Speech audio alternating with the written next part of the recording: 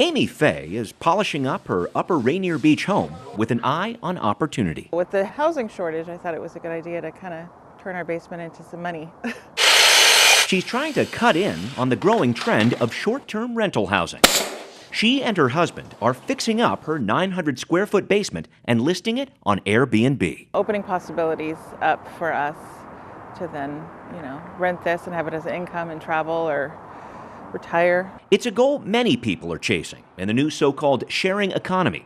City leaders estimate there are now more than 4,000 short-term rentals in Seattle. That's where we have a problem in the housing market. Howard Greenwich is a senior policy advisor for the nonprofit Puget Sound Sage, which advocates for affordable housing.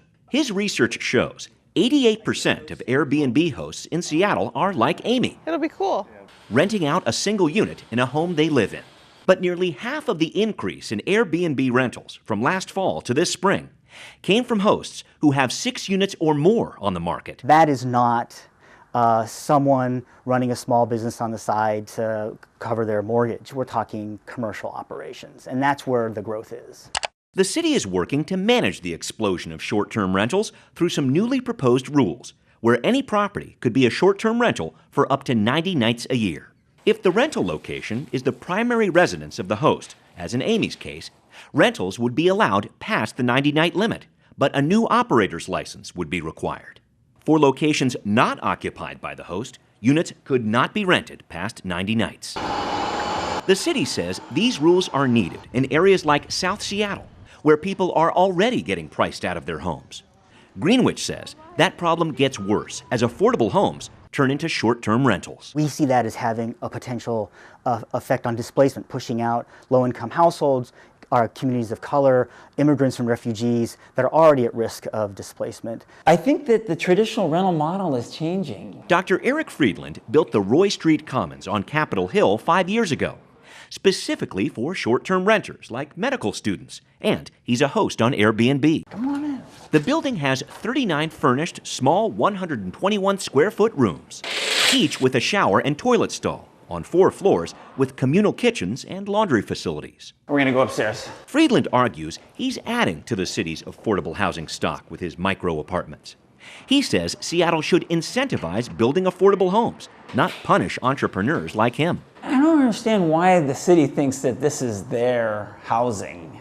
If they want to provide affordable housing, then, partner with developers. Friedland also does not live here, one of many new possible obligations from the city, which he says could tie up innovative businesses like his, with red tape that's expensive for everyone. They're going to spend millions of dollars trying to regulate all of these, and I think they're going to have a lot of difficulty. This is my lobby, and this is kind of my concierge center.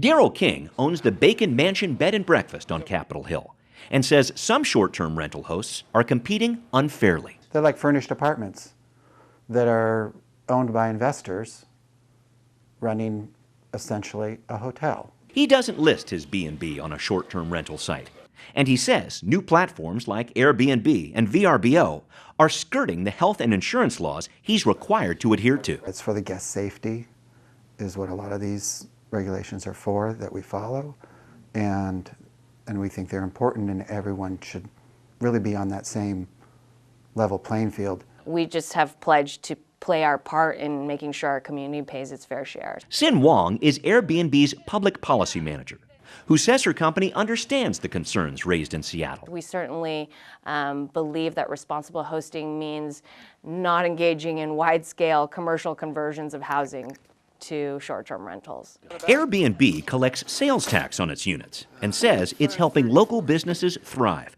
making a $178 million yearly impact on Seattle's economy.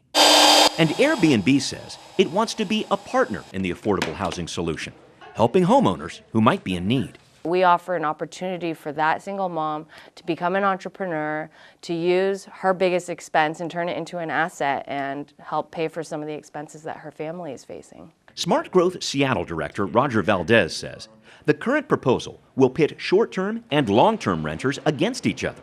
He doesn't oppose taxing Airbnb and VRBO hosts, but would rather see the city deregulate housing to encourage more affordable development. Rather than spending our time enforcing something that limits choices and options, why not create more choices and more opportunity. That's a better use of city resources, we think. What is the best use of city resources on this issue?